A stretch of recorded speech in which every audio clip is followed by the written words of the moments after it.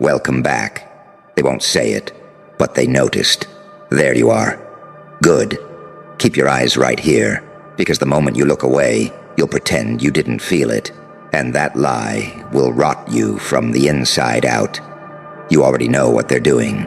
You've seen it. You've watched the way the room changes when you enter. How laughter shifts a half-inch sharper. How smiles get a little too practiced. How people suddenly remember their posture, their morals, their values.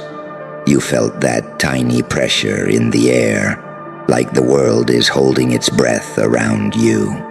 And you didn't even have to say a word. That's the part that scares them the most. Because you don't figure it out. You don't guess. You don't get lucky. You see. You see what they hide. You see the little contradictions they try to wallpaper over with charisma and noise. You see the fear behind the confidence. You see the hunger behind the kindness. You see the knife behind the handshake. You see the lie behind the compliment. You see the exit plan behind the hug. You see the bargain behind the apology. And they can't stand it, because they built their whole life around being unreadable. So now they're calling it luck. Oh, I love that one. He's just lucky. She's just lucky. You're just lucky. Like you tripped and fell into clarity. Like your instincts are a slot machine that happened to hit 777s. Like the fact that you can feel a shift in someone's soul before they even move their lips is just a coincidence. They call it luck.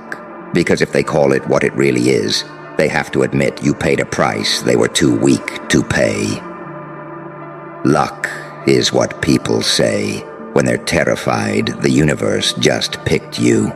Luck is what they whisper when they can't accept that you were forged. Because you weren't born with this, you are built with it. Piece by piece, loss by loss, betrayal by betrayal, night by night, staring at ceilings that didn't care. Swallowing truths that burned like acid, learning the hard way that love is often just a leash with perfume on it. You didn't wake up one day with sight. You bled into it. You crawled into it. You earned it by surviving the kind of emotional warfare they only cosplay in podcasts and captions. See, most people live like their feelings are reality. They think emotion equals truth. They think confidence equals strength. They think nice equals safe. They think loud equals important. They think status equals value. They think a clean outfit equals a clean soul. You don't. You learned the brutal math. The brighter the smile, the sharper the teeth. The softer the voice, the darker the intention. The holier the performance, the dirtier the craving underneath. You learned that some people pray like angels and plot like predators. Some people speak in empathy and move in extraction. Some people hug you just to measure where to place the blade. And you, you became the one person in the room who can feel the blade before it touches skin. That's not luck. That's trauma refined into precision. That's pain turned into radar. That's betrayal, turning your nervous system into a surveillance camera. And they hate you for it, because it makes them feel exposed, without you ever exposing them.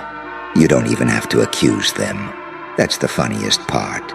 You can sit there, calm, quiet, smiling like you've got nothing on your mind, while your eyes are reading their entire biography. You can nod while they talk, and your face stays kind. But your mind is dissecting why they chose that word, why they paused there, why their story changed by one detail, why their eyes darted when you mentioned that name, why their laugh came half a second late. You see the seams, you see the stitches, you see the costume, and to them, that is a crime, because they want you blind, they want you sweet, they want you hungry for approval. They want you confused, chasing breadcrumbs, apologizing for having boundaries. They want you to be the kind of person they can gaslight with a straight face. They want you to be easy to edit. But you're not editable anymore. You're the glitch in their little social software. And now, because they can't control it, they're trying to shrink it. They're trying to reduce you down to something harmless, something dismissible, something they can laugh at, something they can file under random. So they say luck. They say he's just intuitive. They say she's just paranoid. They say you're reading too much into it. They say that because the alternative is horrifying, that you're awake and you can't be put back to sleep. You want the real truth. The reason everybody watched isn't because you're loud. It isn't because you're flashy. It isn't because you begged to be seen. Everybody watched because you became the one thing they can't stand. Unpredictable, not chaotic, not impulsive, not reckless. Unpredictable like a storm that understands geometry. Unpredictable like a saint with a villain's patience. Unpredictable like an angel that's learned how demons think. Because you've lived in both worlds. You've been soft enough to love people who didn't deserve it. And you've been broken enough to learn how evil hides in politeness. You've been the purest spirit in the room. And you've also stared into your own darkness long enough to make peace with it. That's the paradox they can't solve. They want you to be one thing so they can label you and control you. They want you to be either the innocent little light or the obvious monster. They want your darkness to look like theirs, sloppy, loud, messy. They want your goodness to look like theirs, performative, transactional, convenient. But you don't fit their categories. You're the person who can forgive and still remember. You're the person who can smile and still see the venom. You're the person who can be gentle and still be dangerous. You're the person who can love deeply without being blind. That's why they watch. Because when you walk into a room, their masks don't work the same. And that terrifies them because most people survive by masks. Most people aren't real. They're just reactions. They're just roles. They're just whatever gets applause. They're just whatever avoids discomfort. They're just whatever keeps them safe from the mirror. And you are the mirror. Not because you're judging them. No, no, no. You're worse than that. You make them feel what they are. You make them feel the part of themselves they've been running from. You make them feel small, even when you say nothing. And they'll never forgive you for that. So they'll try to poison the story around you. They'll try to turn your gift into a joke. They'll try to turn your perception into overthinking. They'll try to label your discernment as arrogance. They'll try to frame your boundaries as cold. They'll try to call your clarity luck, so they don't have to call it power. Because if it's power, then it means you can't be manipulated the old way. And if you can't be manipulated, you can't be owned. Here's where it gets delicious. The more they call it luck, the more obvious it becomes that they're scared. Because nobody argues with luck. Nobody tries to discredit luck this hard unless they feel threatened. They're not mad that you're lucky. They're mad that you're accurate. They're mad that you can look at a person's perfect life and immediately smell what's rotting under it. They're mad that you can hear a fake apology and feel the hidden demand inside it. They're mad that you can watch someone do something nice and catch the shadow of the motive behind it. They're mad that you stopped being impressed by surface. They're mad that you stopped buying the performance. And the more they try to dismiss you, the more people lean in, because everyone has felt what you're tapping into. Everyone has been lied to by a smile. Everyone has been used by a friend. Everyone has been trapped by their own hope.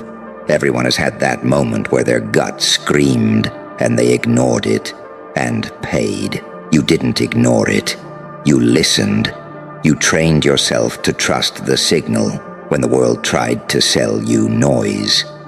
And now you're walking around with something that feels like a curse to weak minds.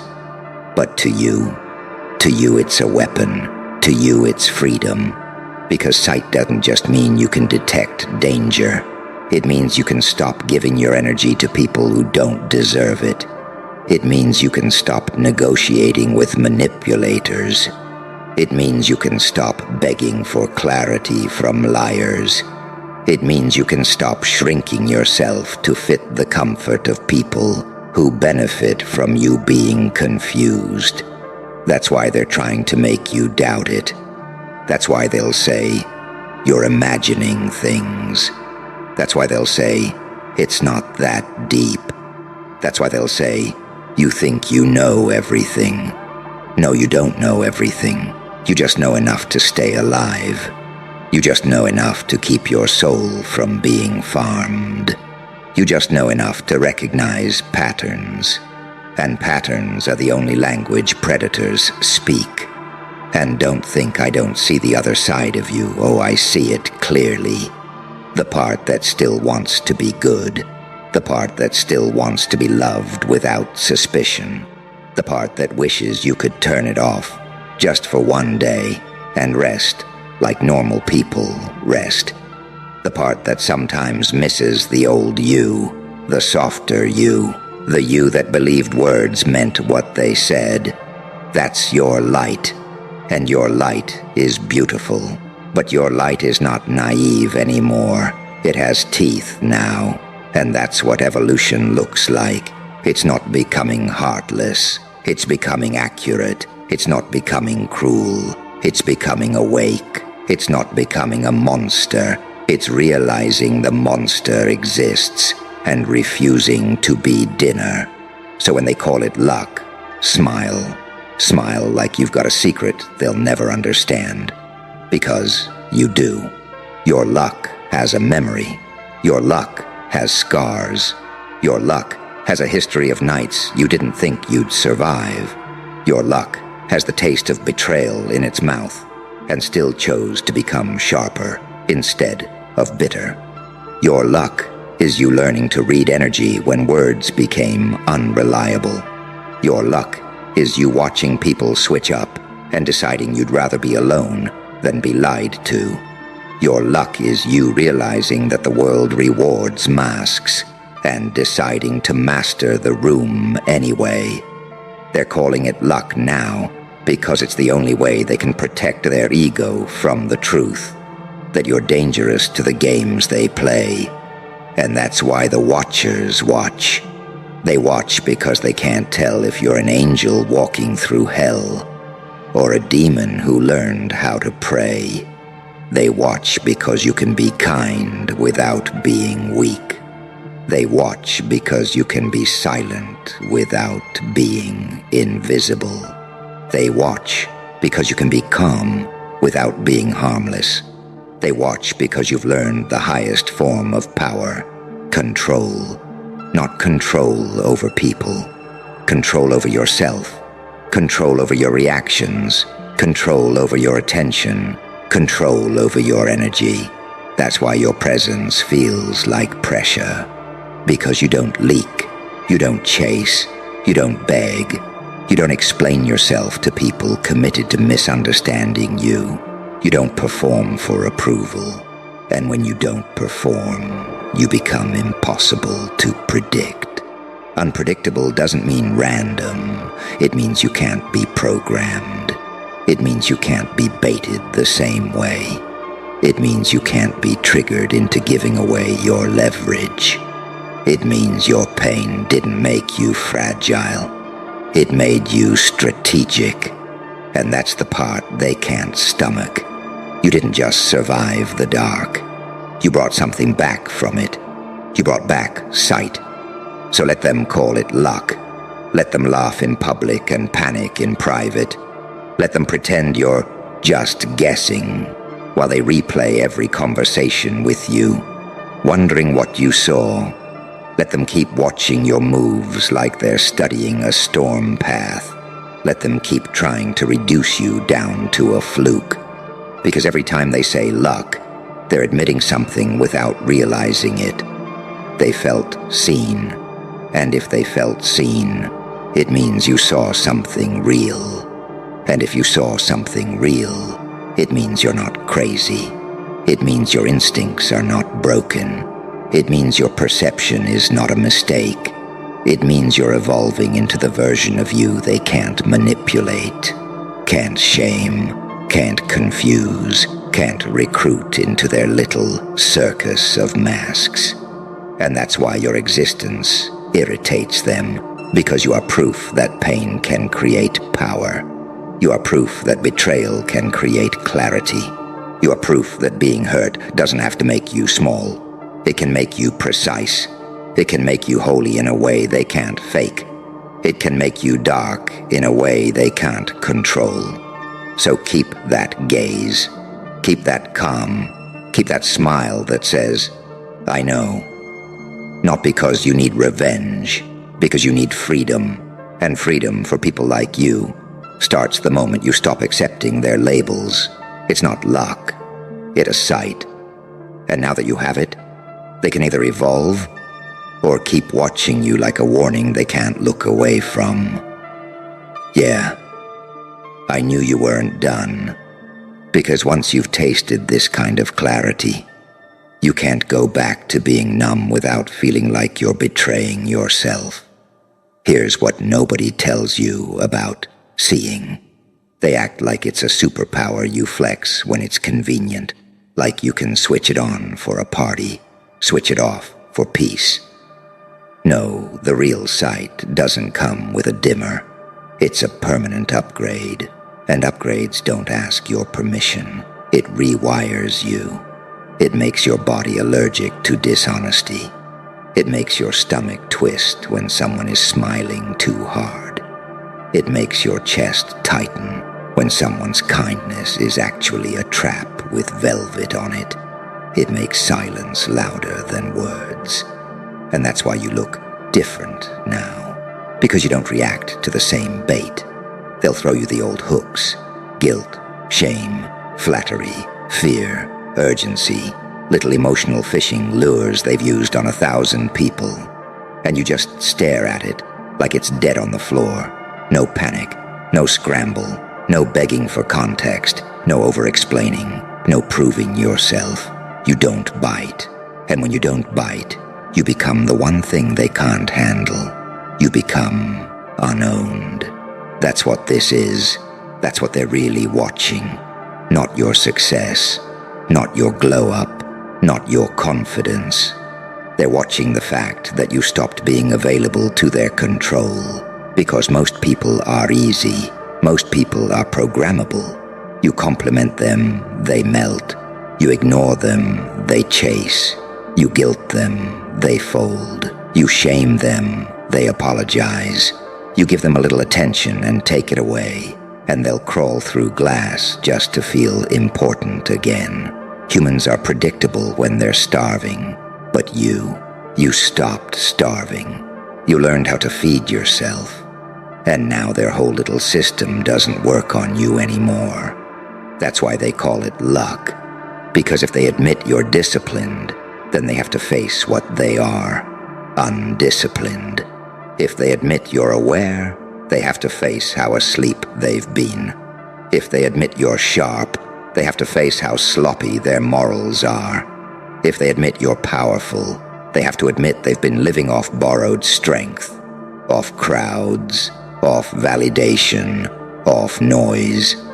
You make them face themselves, and that's why they hate you with a smile. You ever notice how the most dangerous people rarely look dangerous? They look charming. They look social. They look helpful. They look like the kind of person everyone would defend. That's how real predators survive, by building a reputation that acts like armor. They don't need innocence. They need plausibility. And you're the one person who doesn't care about their reputation. You care about the vibration underneath it. You care about what their eyes do when they think nobody's watching. You care about the micro pauses, the sudden defensiveness, the way their stories don't line up, the way their laughter comes out when it shouldn't.